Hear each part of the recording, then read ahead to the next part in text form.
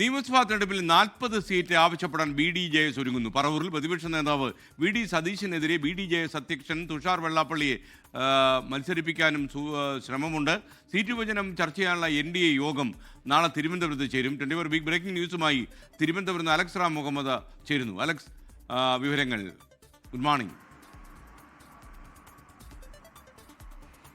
എസ്കേൻ, good morning. എസ്കേൻ, seat വിഭജന ചർച്ചകളിലേക്ക് കടക്കുകയാണ് NDA, BJPയുടെ നേതൃത്വത്തിലുള്ള NDA മുന്നണി. അടുത്ത ദിവസം നമുക്കറിയാം 23-ന് പ്രധാനമന്ത്രി നരേന്ദ്രമോദി തിരുവനന്തപുരത്ത് എത്തുകയാണ്.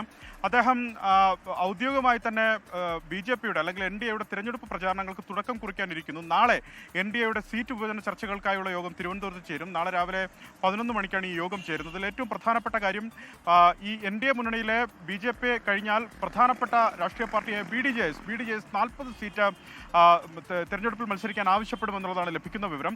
40 സീറ്റ് നൽകാൻ സാധ്യതയില്ല. പക്ഷേ 2021-ൽ 2016 BDJS 30 സീറ്റുകളിലോളം മത്സരിച്ചിട്ടുണ്ട്. ആ 30 സീറ്റുകൾ ഉറപ്പുവരുത്തണം എന്ന നിർബന്ധ ബുദ്ധി BDJS ഈ യോഗത്തിൽ ഉന്നയിക്കുമെന്നാണ് ലഭിക്കുന്ന വിവരം. 30 മുതൽ 35 സീറ്റുകൾ ലഭിച്ചേ തീരൂ എന്ന നിലപാടിലാണ് BDJS.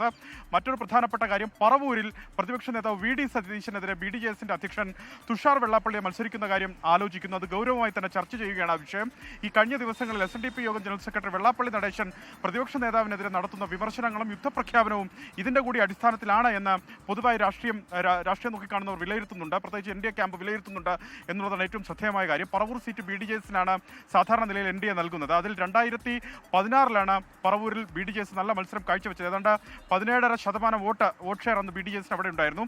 പക്ഷേ 2021 എത്തുമ്പോൾ അത് 8% ആ വോട്ട് ഷെയർ കുറഞ്ഞു. തുഷാർ വെള്ളാപ്പള്ളിയെ പോലെ കരുത്തുറ്റൊരു സ്ഥാനാർത്ഥി അവിടെ കളത്തിലിറക്കുകയാണെങ്കിൽ വലിയ മത്സരം അവിടെ കാഴ്ചവെക്കാനാകുമെന്നും അവിടെ പ്രതിപക്ഷ നേതാവിനെ അട്ടിമറിക്കാനാകുമെന്നും കണക്കുകൂട്ടുന്നുണ്ട്.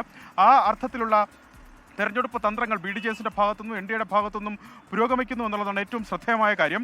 ഈ NDA പല മണ്ഡലങ്ങളിലും A+ കാറ്റഗറി മണ്ഡലങ്ങളിലേക്ക് എത്തിയത്, ആ ഗണത്തിലേക്ക് എത്തിയത് BDJSന്റെ കൂടി സഹായത്താലാണ്. അതിനാൽ A+ മണ്ഡലങ്ങളിൽ BDJSന് അവകാശമുണ്ട് എന്നാണ് BDJS നേതാക്കൾ അവകാശവാദമായി ഉന്നയിക്കുന്നത്. വട്ടിയൂർക്കാവ്, കൊടുങ്ങല്ലൂർ, തൃപ്പൂണിത്തുറ, കരുനാഗപ്പള്ളി തുടങ്ങിയ മണ്ഡലങ്ങൾ ആവശ്യപ്പെടാനും BDJS തീരുമാനിച്ചിട്ടുണ്ട്.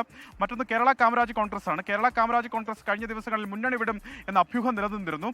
അവരെ പിടിച്ചു നിർത്തുന്നതിന്റെ ഭാഗമായി പാറശാല സീറ്റ് കേരള കാമരാജ് കോൺഗ്രസിന്, വിശ്വപുരം ചന്ദ്രശേഖരന്റെ കേരള കാമരാജ് കോൺഗ്രസിന് നൽകി എന്നുള്ളതാണ്, അതായത് അനൌദ്യോഗികമായി നൽകി എന്നുള്ളതാണ് ലഭിക്കുന്ന വിവരം. കാരണം കാമരാജ് കോൺഗ്രസിന്റെ ശ്യാം ലൈജു ആ മണ്ഡലത്തിൽ പ്രവർത്തനം ഇതിനോടകം ആരംഭിച്ചിട്ടുണ്ട്.